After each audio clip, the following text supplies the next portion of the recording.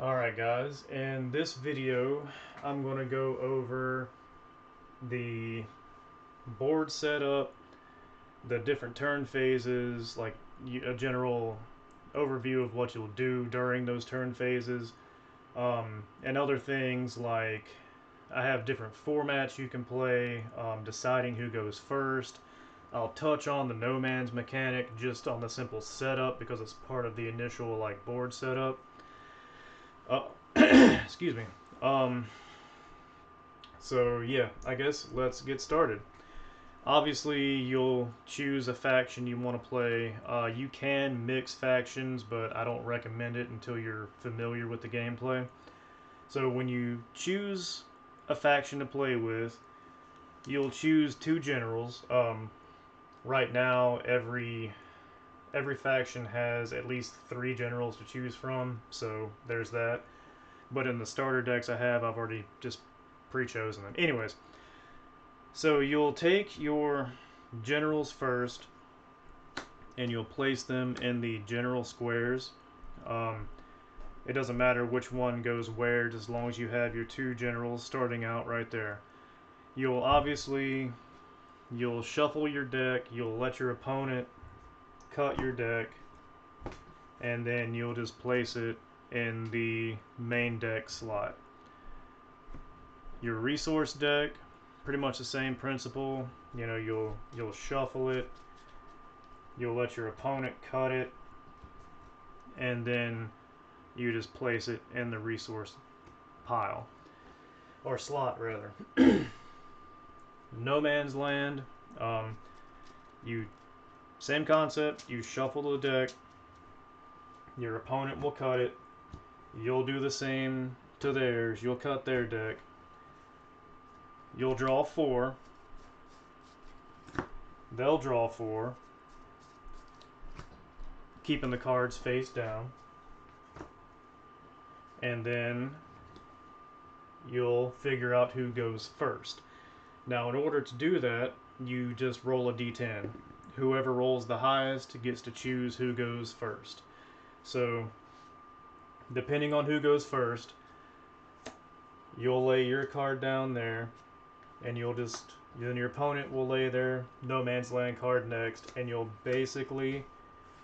just alternate laying down no man's land cards until you have it full. So that is how the general board setup goes. Now, in the initial first turn, you draw 5 cards.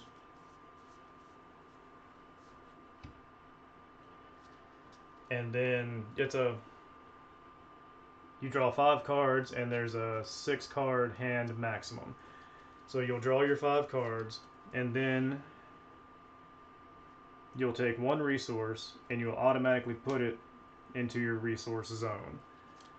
Now, and this is on the first turn for both players. Now, unlike some other games where whoever goes first doesn't get a chance to draw, if you go first, you can draw only from your main deck. You can't draw from the resource deck. You can only draw from the main deck, and you can choose to draw, or you can choose not to. It's up to you on the first turn. So, with that being said, that's how the initial setup goes for just starting the game. Now, let's say that you've taken your first turn, your opponent's taking your first turn, and it comes back to you for turn number 2. Now, during your second turn and every other turn afterwards, you have your phases, which is you rally, you draw a card, you can put a resource card into play, formation, movement, combat, reinforcement, and your end phase. And I'll go ahead and explain what those are. Now, rally is pretty much like a untap step in Magic. Basically, if you're going to use a resource or whatever, you put a depletion counter on the resource to show that it's been used. During your rally phase, you take off one depletion counter from each resource that you have that's been depleted. Now, during your draw phase, this is where it gets kind of iffy for a lot of people when they first give it a whirl. During your draw phase, you can choose to either draw from your main deck or your resource deck. Not both, you can only choose one. Now, I heard a lot of you be like, what the hell? Let me explain this one. Like I said, at first, it throws a lot of people for a loop. But once they play a few games, they understand. It adds a level of strategy to the game because you've already got your cards in hand, so you have an idea of how many resources you need right off the bat.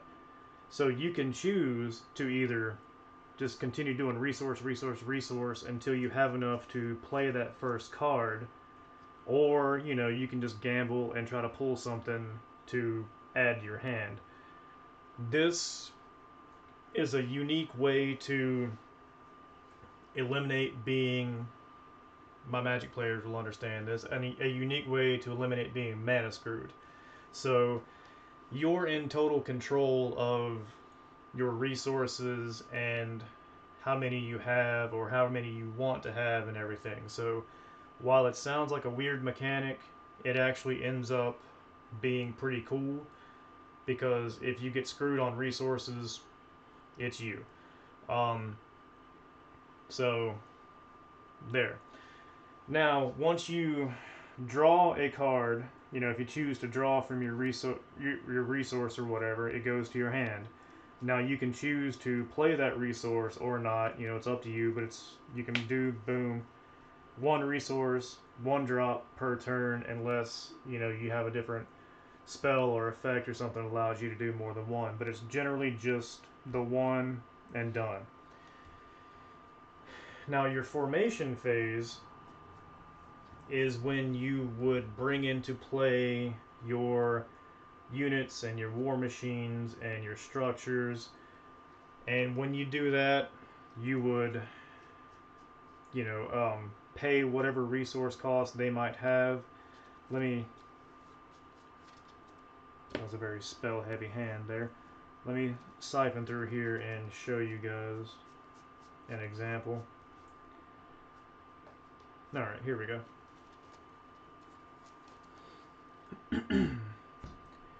So let's say that I had this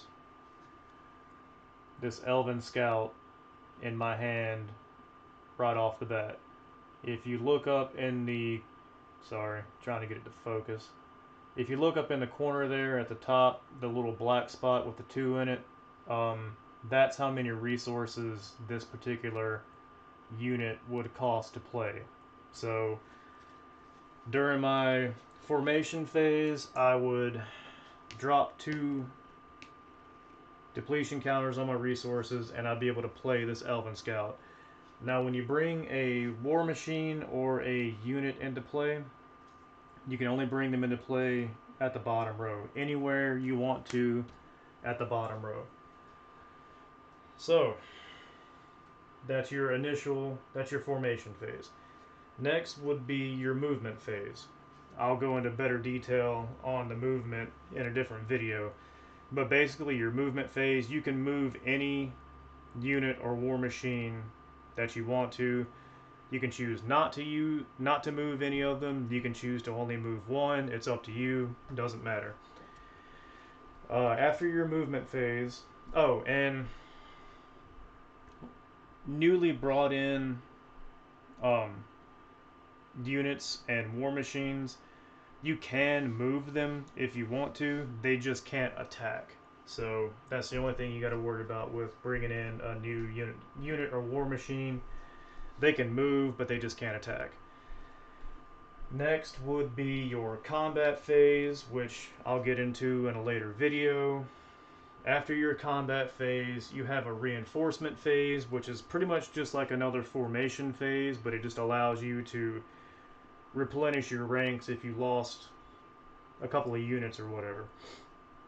And then after the reinforcement, you have your end phase. Your end phase is where you do all of your you're tidying up. You know, your until end of turn effects, they fizzle out. The end phase is when you can use your magic units that have healing spells. You can use those healing spells during the end phase. And again, magic by itself is another video I'll get into a little bit later.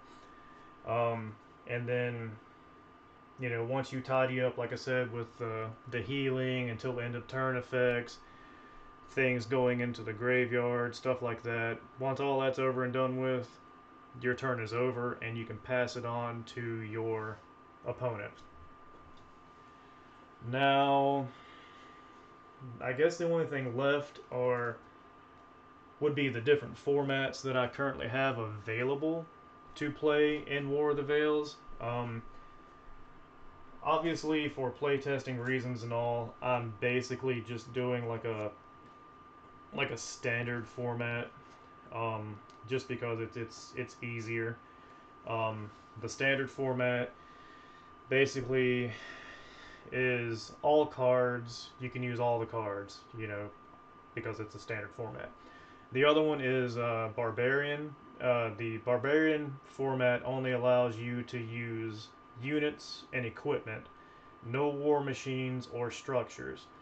The Warlock format allows only units, relics, and world magics, no war machines. The Rogue format allows only units, equipment, and actions, no war machines.